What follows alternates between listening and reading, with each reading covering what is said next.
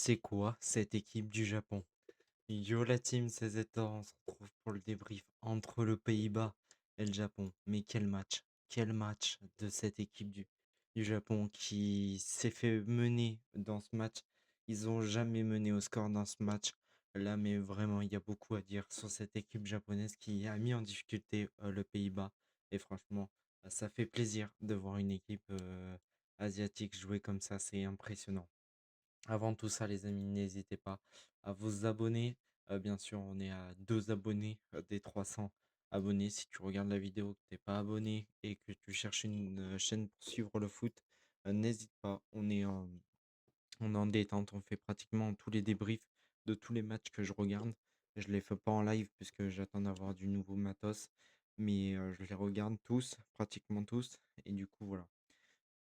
Petit point d'information, les amis, il n'y aura pas de débrief d'Équateur-Côte d'Ivoire ni de Suède-Tunisie, parce que je vais pas voir les deux matchs, parce qu'après ce débrief, j'irai me coucher. Voilà. Du coup, voilà, on va partir tout de suite pour un petit débrief de cette équipe, les amis, de cette équipe japonaise qui m'a fait rêver.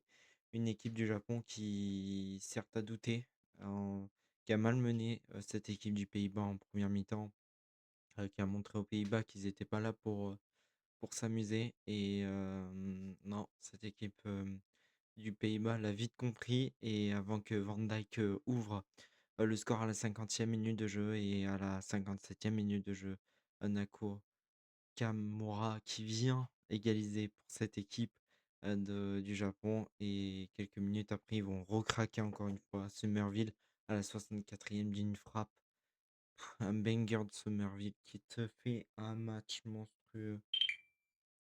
Un match monstrueux. Et c'est oh là là, c'est impressionnant. Et après, à la 88e minute de jeu, t'as Kamada qui arrive, qui t'envoie un pétard pour égaliser. À la 88e minute de jeu, qui crucifie quasiment cette équipe. Bien sûr, on va suivre les stats, les amis. Franchement, ces stats, elles sont impressionnantes, hein.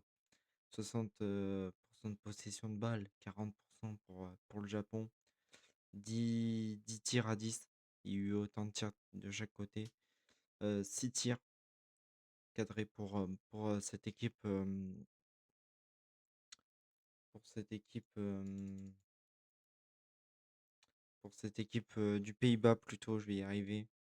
3 tirs cadrés quand même pour cette équipe du Japon qui est le seul tir cadré, le seul tir non cadré du match. Et même c'est un super arrêt du gardien du Pays-Bas qui arrête ça. Il y a eu quelques tirs non cadrés pour le Japon, parce qu'ils ont mis quelques ballons au-dessus de la cage, mais franchement, bah après, il n'y a pas grand-chose à dire, hein. Pour le Japon, il n'y a pas trop à les critiquer, puisque franchement, ils te sortent un match monstrueux et ça fait les affaires dans ce groupe, puisque ça fait les affaires de la Tunisie, puisque du coup, la Tunisie, en cas de match nul encore ce soir face à la Suède ou même dans les prochains jours, par contre, il va falloir le sortir. Il va falloir sortir ce Japon-là, parce que ce Japon-là, pour moi, ça va aller en 16e de finale. Quand tu vois cette équipe-là, qui sera capable de sortir le Japon? Le Japon, franchement, c'est oh là là. Et en plus, je tiens le bon prono, parce que sur MPP, les amis, j'avais mis 2-2. C'est mon premier score correct du coup de cette Coupe du Monde, et ça fait plaisir. Franchement, impressionnant. Une équipe japonaise qui a montré de l'efficacité au bout du bout. Il n'y a que à les féliciter, parce que ce qu'ils t'ont sorti ce soir est impressionnant. Une très belle équipe, hein, côté japonais. Ça faisait un moment que je les avais pas vus. La dernière fois que j'ai vu un match du Japon, c'était un match où ils avaient gagné face à l'Allemagne. Du coup, non, franchement, pas mal ce match nul. Franchement, il y avait. Franchement, c'est un beau match nul. En plus, 4 buts en seconde mi-temps. Il y avait 0-0 à la mi-temps, les amis. On s'ennuyait. Tout ça, il y a eu quelques bonnes actions. Il y a eu quelques bonnes tentatives. Tu te disais, ok, d'accord. Franchement, c'était plutôt pas mal. Et après, tu pouvais commencer à douter un petit peu dans ce match-là où les Pays-Bas ont commencé à accélérer le jeu. Tu te dis, ok, ils sont plus proches du. Ils étaient, à un moment, le Pays-Bas était plus proche du 3-1 que du 2-2. Et le Japon n'était franchement plus présent. Et c'est cooling break, c'est post fraîcheur entre guillemets qui viennent casser le rythme. On a eu du bol, c'est qu'à la 22e minute ou 24e minute de jeu, d'habitude, comme par hasard, pile poil, il y a un but à la 20e. Et du coup, après, les 5 prochaines minutes, normalement, c'est où là, tu as du tempo pour l'équipe adverse qui vient d'encaisser le but. Où là, elle va commencer à se découvrir tout ça pour essayer d'égaliser le plus rapidement possible. Chose qu'il n'y avait pas. Du coup, une équipe du Pays-Bas et du Japon qui était neutralisée lors de ce premier cooling break. Et il me semble que il y avait toujours pas de but sur le deuxième. Du coup, en vrai, on a été sauvés de ce côté-là, les amis, puisque franchement, c'est post-fraîcheur juste pour nous mettre des pubs. Franchement, il y a d'autres moyens de nous foutre des pubs, surtout que je sais pas après comment ça se passe sur M6, puisque moi j'ai décidé de pas regarder aucun match sur M6, que ce soit la finale de la Coupe du Monde, je regarderai sur Beansport.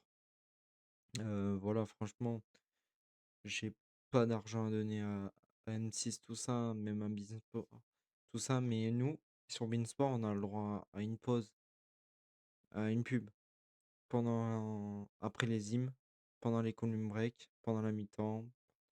C'est impressionnant le nombre de pubs qu'ils te foutent dans le match. Et non, le problème, c'est que on va revenir un peu sur le match. C'est vrai que cette équipe a été quand même menée 2 fois au score, hein.